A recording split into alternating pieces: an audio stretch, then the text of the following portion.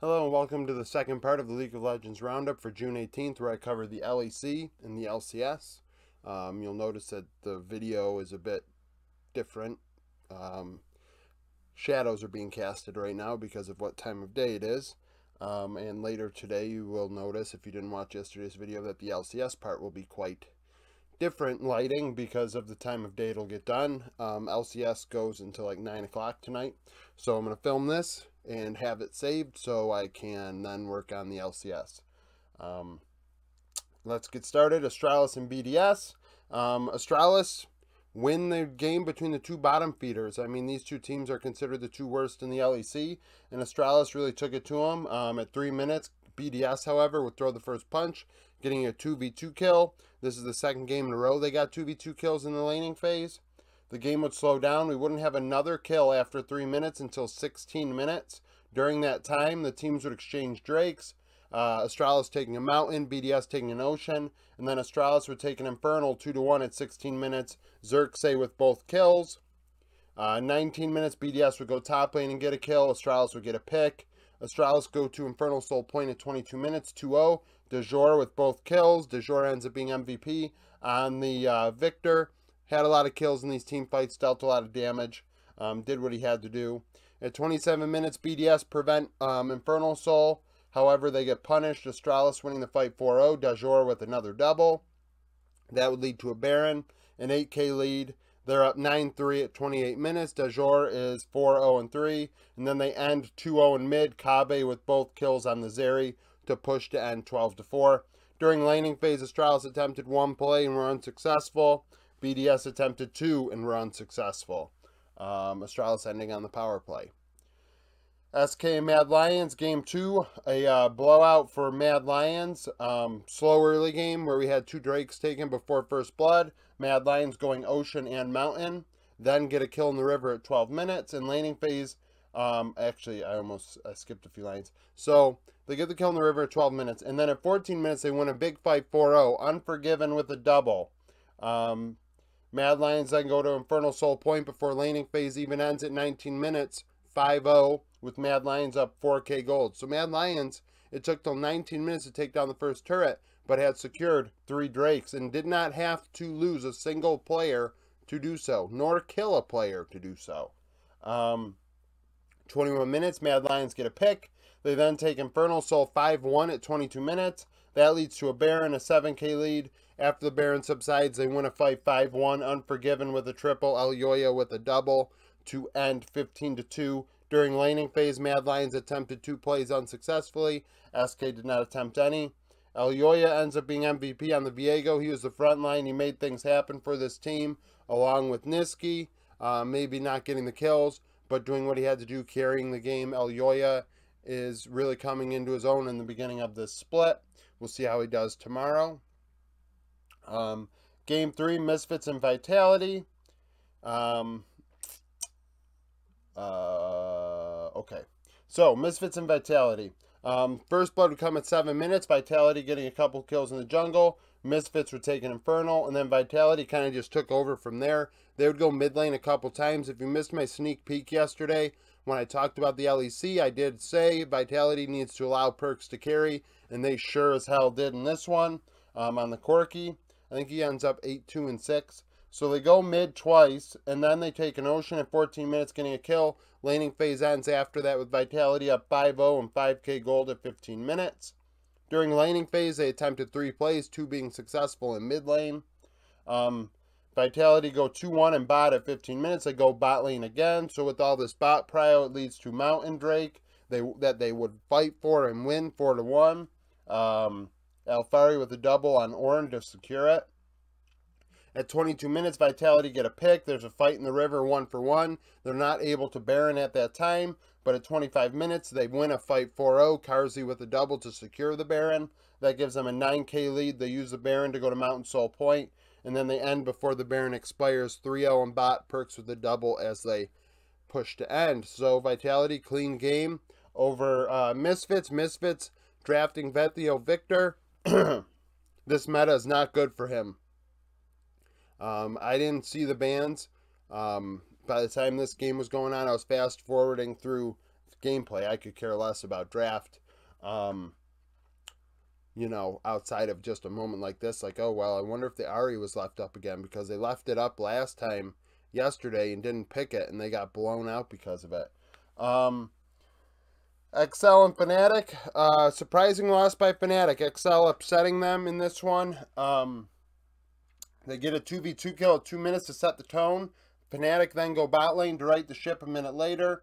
Then there's a couple skirmishes top lane, 1-for-1, and then XL dive top at 6 minutes. A minute later, XL take a mountain 1-for-1. They then take a Rift Herald 1-for-1. I mean, there's fights for these objectives, but XL are just eking out wins and taking these objectives.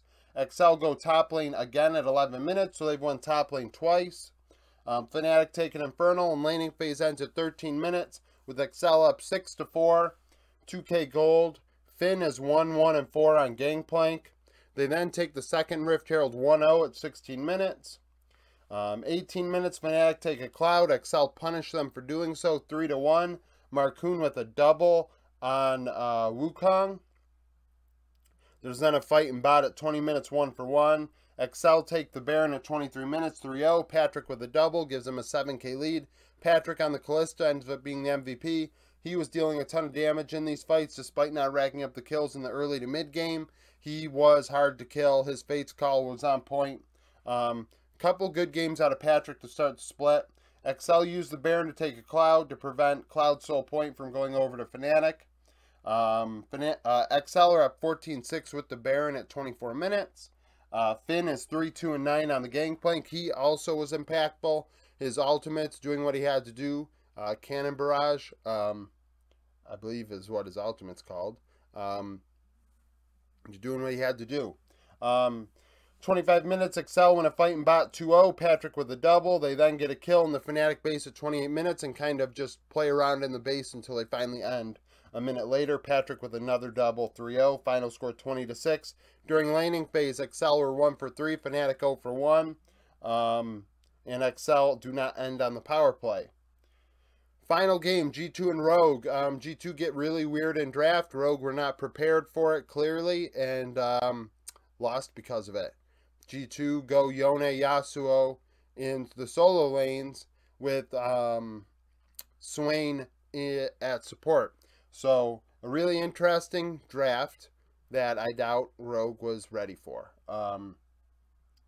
Rogue take an Ocean at 8 minutes. Rogue go 2-1 in top lane. They then take a Hextech. So, early game, Rogue's doing well. But at 12 minutes, G2 would dive top. 13 minutes, Rogue would go mid as G2 gets a 2v2 kill in bot lane, and laning phase would end there, 3-3, and the gold's close. So the game's tied after laning phase, but at 16 minutes, G2 would start pulling ahead by going mid lane and dive top simultaneously, doing 2 plays at once. 18 minutes, Rogue go to Mountain Soul Point after a fight that goes 2-2. However, they would disrespect G2 afterwards, allowing G2 to get a couple picks on them with Vision and Prio in lane. G2 getting a pick, going top lane and getting a kill. And at 20 minutes, they're up 9-5. They're up 3.5k gold. So from 14 to 20 minutes, G2 have blown the game open. Broken Blade is 4-1-3 on the Yone, ends up being MVP. Very impactful in these fights. You know, I say that about every player that I have as the MVP, but that was pretty much it. Like, Jankos was setting them up well, but during laning phase, Broken Blade was really setting the tone. Pretty much solo killing Odoamne at one point. At 23 minutes, G2 take a Mountain to prevent Mountain Soul from going to Rogue. 5-1, Caps and Jankos with doubles. That leads to a Baron, a 7k lead, and then they end through top 5-1. Jankos with another double. Final score 19-7. They end on the power play. G2 look good after 2 games, despite not having any scrims, really. At least according to them. I mean, it's a good couple games. You know, you really want to know what's going on with Rogue. You know, people could say Rogue stinks all they want, but Rogue's usually pretty good in the regular season. So, for them to be 0-2 is weird, and I don't think that's, you know, a reach. Fnatic also struggling, losing to XL. XL's looking good right now, which is weird because I'm really not a big proponent of XL. So, Comment down below with your opinions on these games. Stay tuned later today for my sneak peek, or yeah, should be today, or it'll be out early tomorrow morning. Where I go over the games that are going to take place tomorrow so you can predict the results in the comments. I keep a tally and have the standings down there for you to use and look at or whatever, have something to play for. So if you like that sort of stuff, watch that video, subscribe to the channel, and thank you for watching. Hello, welcome to the LCS portion of the second half of my League of Legends roundup for today. If you can't see, it is really freaking late tonight, so we're just going to get this one done. Cloud9 versus Golden Guardians. Golden Guardians upset C9 in a barn burner that only had 10 kills. The game would start with Golden Guardians getting a 2v2 kill at 4 minutes, then taking a Cloud and a Mountain, and laning phase would end at 13 minutes with Golden Guardians up 1-0 with 2k gold lead. During laning phase, Cloud9 attempted 3 ganks, all being fails. Golden Guardians did not attempt any. After that, Golden Guardians would take a Rift Herald 2-1. C9 would respond 3 minutes later, getting a kill for Hextech. 21 minutes, Golden Guardians would open up a gold lead to 6.5k by taking the Baron, and then going to Hextech Soul Point with the Baron. At 26 minutes, C9 would get a pick to kind of slow Golden Guardians down, but Golden Guardians would take their second Baron at 28 minutes, once again with a 6.5k gold lead, but this time would end shortly after. They would get a 2-0 in mid with Pride Stalker getting both kills, and then around the Nexus they would end 2-0 Licorice with both kills. Final score, like I said, 7-3. Golden Guardians 1 for 2 on the power play. Pride Stalker was MVP. He made things happen. He secured those early Drakes to put Cloud9 in a position where they had to address the Drake situation, which allowed Golden Guardians to open up the rift elsewhere and get ahead, and then also secure those 2 kills after the second Baron to get them going. Second game between Team Liquid and Dignitas. Liquid still looks good. Dig would take an Infernal, and then at 7 minutes there would be a First Blood in top lane, 1 for 1. 9 minutes TL would dive top. Dig would take a Mountain. At 13 minutes, TL would win a fight in the river 3-0. Hansama with a double. That would end laning phase with TL up 5-1 with a 4k gold lead. During laning phase, TL were 1 for 3 on the power play. Dignitas didn't attempt any plays. Liquid would then take a Hextech, get a pick. 2 minutes later, Dignitas would get a pick in the jungle. Liquid would get another pick themselves at 22 minutes. So between 19 and 22 minutes, both teams really disrespected each other's vision in the jungle. At 22 minutes, Liquid would win a fight 2-0 to take a Baron, go up 9k gold. They are now up 9-2 in kills. Santorin 2-0-5 on a Trundle. He would then take a Hextech Drake with the Baron, and then end at 25 minutes 3-0 through bot. Final score 12-2. Core JJ ends up being MVP. His Alistar really prevented Blue from being relevant in this game on the Ahri, knocking him out of just knocking him out of his ultimates, not allowing him to charm efficiently, keeping Viego away from the team, and etc. Game 3, Evil Geniuses and 100 Thieves, probably one of the better games of the day. Abadage would solo kill Jojo Pune at 3 minutes when Jojo would try and dive the turret to get First Blood. At 6 minutes, EG would get a kill in the river. There would then be a trade of kills in mid at 9 minutes. EG take a Cloud. At 15 minutes, there'd be a skirmish in the river where Inspired would get a triple as part of a 3-2 win for EG. This would end laning phase with EG up 5-4 in kills and 1.5k gold. Inspired ends up being MVP. He was a key contributor, setting the game off there and also being relevant throughout the game on the Viego. Neither team attempted a gank during laning phase. EG take a Hextech. At 20 minutes, there's a skirmish in top that goes 1-1. 22 minutes, 100 Thieves take their first Drake in Ocean. 2-2 was the fight. Closer and Danny exchanging double kills. EG would take a Baron at 25 minutes, giving them a 3.5k gold lead. With the Baron, they would double their gold lead to 7k. A big part of that was a 4-0 teamfight win in bot where Jojo would get a double. EG go to Ocean Soul Point, and then at 30 minutes they end 5-3 through top lane, Inspired with a triple. Final score 17-10. EG 0 for 1 on the power play, and like I said, Inspire's MVP. Game 4, TSM and CLG. CLG 2-0 to start the season. Who would have thought? They're getting really interesting. I said in my sneak peek, which I hope to get out tonight. I mean, no promises, but I'm hoping. They continue to pick weird things in bot, and that's helping them. It reminds me of how FlyQuest got out to a couple wins last split and were able to make playoffs because of it. At 3 minutes, there would be a skirmish in the bot 2v2, 1-1. So each team getting a kill on the other's 2v2. At 4 minutes, CLG get a fight in the river 2-1. Doklo with both kills on Jace. 7 minutes, CLG attempted dive of Huni in top and fail, dying in the process. At 8 minutes, CLG get another 2v2 kill. That leads to a mountain. TSM go mid, and laning phase ends at 12 minutes, 4-4. Gold is relatively close. CLG, like I said, attempted one dive and it failed. TSM were 1 for 2. TSM then go top at 13 minutes. 3 minutes later, CLG win a fight in the jungle 4-0. Luger with a double. Luger ends up being MVP on the Senna. Very impactful on the Senna. Poom was also very good on the Seraphine. Both players showing their prowess and ability to play many different things.